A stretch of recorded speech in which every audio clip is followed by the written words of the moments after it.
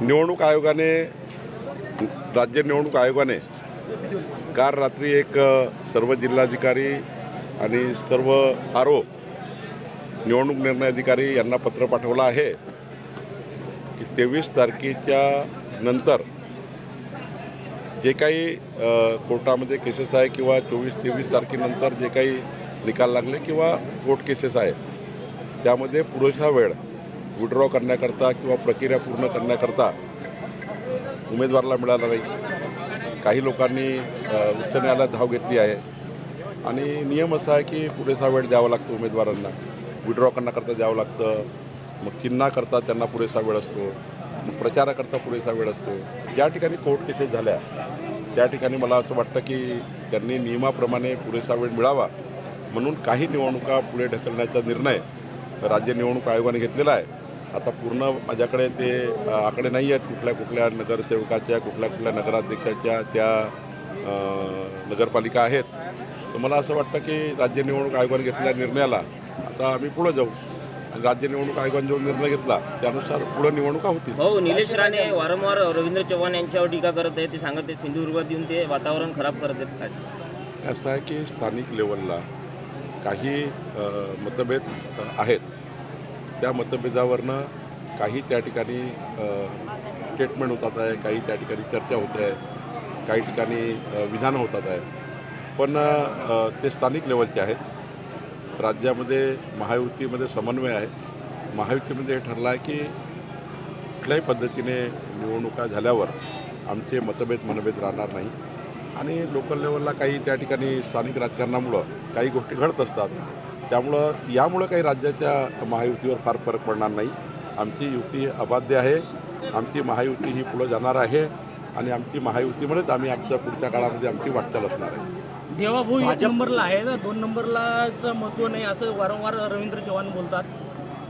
आता ते कुठल्या संदर्भाने बोलले आहे काल रात्री काहीतरी मी सोशल मीडियावर बघितलं आहे, काही मीडियावरही बघितलं आहे, कुठला संदर्भ घेऊन बोलले असतील, काय बोलले असतील जरा मला त्या ठिकाणी पूर्ण माहिती घ्यावं लागेल। पण राज्याचे मुख्यमंत्री देवेंद्र फडणवीसजी खऱ्या अर्थाने आज त्या ठिकाणी सरकारमध्ये आहे। मागच्या वेळी एकनाथ शिंदेजी होते, शेवटी एकनाथ शिंदेजी आमचे नेते राहिलेले आहेत, आता देवेंद्रजी आहेत आणि त्यामुळं कुठला संदर्भ घेऊन रवींद्र चव्हाणजी बोलले आहेत ते मिळतात आम्ही चर्चा करू।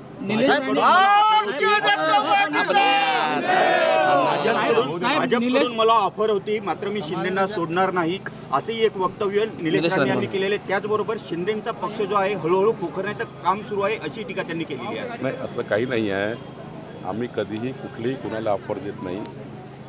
काही गोष्टी स्थानिक राजकारणात जरी मतभेद झाले असतील पण अशा गोष्टी बोलू नये ज्या गोष्टी झाल्याच नाही। आम्ही कधी शेवटी निलेश राणे आमच्याच पक्षाचे नेते होते।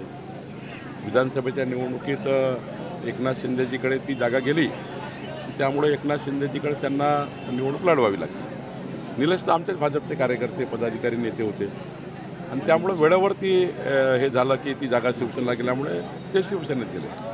शेवटी आमचं सर्वांचं उद्दिष्ट हे होतं की निलेश राणे आमदार व्हावे, निलेश राणे हे विधानसभेत यावे। त्यांचंही खूप काम होतं निलेश राणेचं की त्यांनी खूप त्या ठिकाणी काम केलं होतं। आमची सर्वांची इच्छा होती, देवेंद्रजीची, एकनाथजीची, नारायणराव राणेजी, नितेश राणेजी, आमची सर्वांची एकमताने ही इच्छा होती की निलेश राणे आमदार व्हावेत। आता निलेश राणे शिवसेनेतून आमदार झाले आहेत, त्यांना आता आम्ही कशाला आमच्याकडे आणण्याचा प्रयत्न करणार आहे? असा कुठलाही प्रयत्न आमचा नाही आहे। उलट भारतीय जनता पार्टीमधनं शिवसेनेमध्ये निलेश राणेजी यांना वेळेवर आम्ही त्या ठिकाणी लढण्याकरता सांगितलं, ते लढलेले आहेत, ते संमतीने झालेलं आहे आणि त्यामुळं मला असं वाटतं आता असे काही चुकीचे गौप्यस्फोट करून मला वाटतं की महायुतीमध्ये अजून ताणतणाव होऊ नये याची काळजी सर्वांनी घ्यायची आहे। सर, शेवटचा एक प्रश्न आहे, या निवडणुकीमध्ये भाजप किती नगराध्यक्ष निवडून आणले? आमचे जे काही महाराष्ट्रात आम्ही फिरतो आहे, महायुतीकडे लोकांचा कल आहे। ज्या ठिकाणी भाजप आहे त्या ठिकाणी भाजपाकडे कल आहे, काही ठिकाणी एकनाथजीकडे आहे, काही ठिकाणी अजितदादाकडे आहे। पण एकंदरीत जर विचार केला तर भारतीय जनता पार्टी ही चांगल्या पद्धतीने महाराष्ट्रात जिंकेल।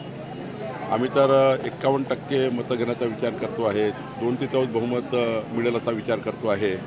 मला असं वाटतं की भारतीय जनता पार्टी ज्या ठिकाणी लढतं आहे त्या ठिकाणी 51%च्या वर मतं आम्हाला मिळतील आणि 2/3 बहुमत आम्हाला मिळेल.